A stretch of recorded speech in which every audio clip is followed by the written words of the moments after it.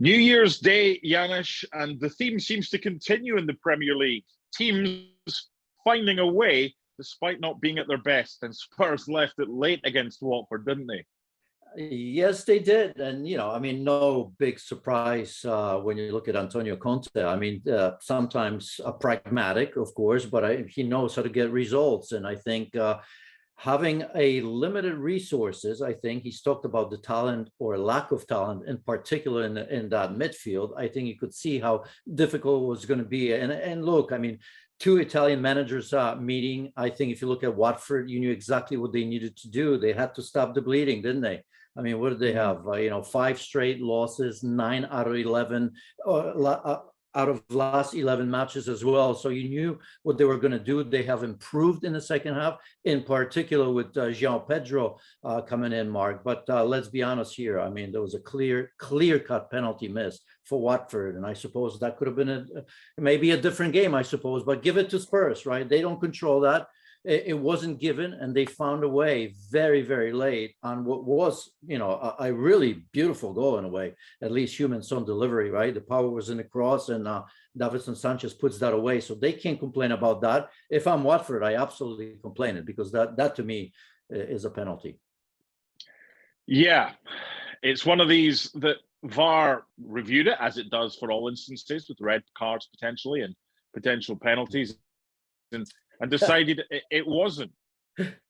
Don't really know, why. You and I watch Arsenal game, and there was a 50-50. You could understand why, the benefit of the doubt needed to be given to the referee, because it wasn't clear and obvious. But if you watch that, João Pedro gets to the ball, and Hugo Lloris doesn't get to the ball in time, right? So, I always say, when you have a chance to look at that, and you look at that once or twice, I don't know. I think it's clear that that he didn't get to the ball before João Pedro did. So, those are the decisions that you and I have to cope with, and everybody else.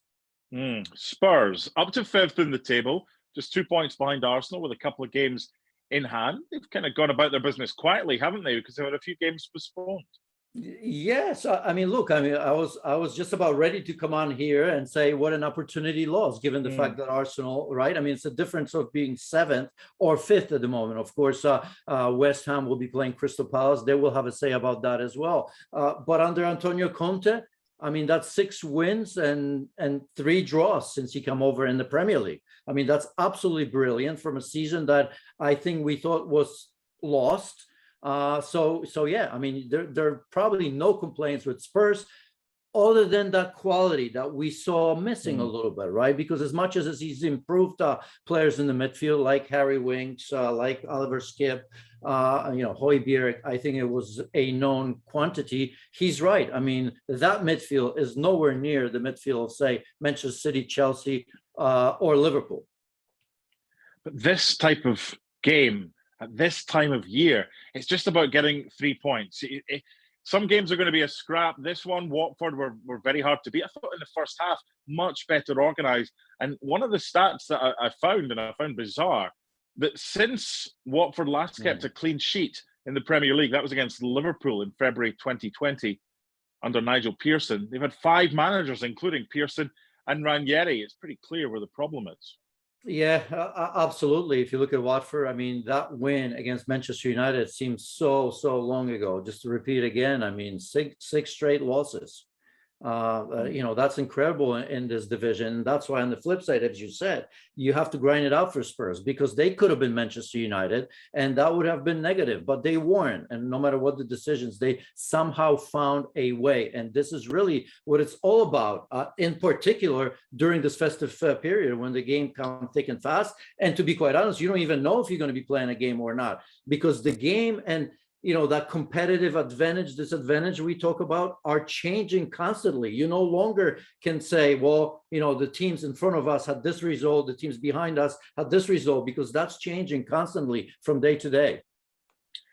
Let's end with a Janusz Michallik hot take. Who's the 4th best team in the country if it's purely based between Spurs and Arsenal? And you can't just go on what you've seen today, because there's a Champions League spot up for grabs. So who's going to get it? Yeah, I mean, it's a difficult one. I still wouldn't put, Manchester United away. I think that you're going to see them creeping up in that battle for the forward spot right now.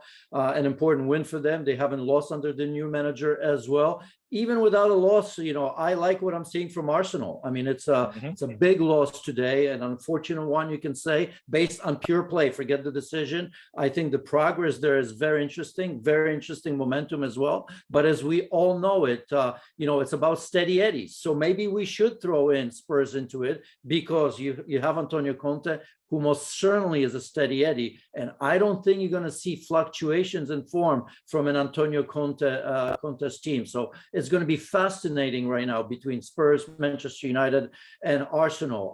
I need to see more of Manchester United, because I still think there's enough quality there to bypass those two. But Arsenal are in form, even with the loss. As I was once told about golf, Janusz, there's no diagram on a scorecard. And a 1-0 win's a 1-0 win in the history books. Spurs don't care how it looked. Well, thank you very much for watching ESPN on YouTube. For more sports highlights and analysis, be sure to download the ESPN app. And for live streaming, premium content, and let's not forget as well, ESPN FC 7 days a week. Subscribe to ESPN Plus.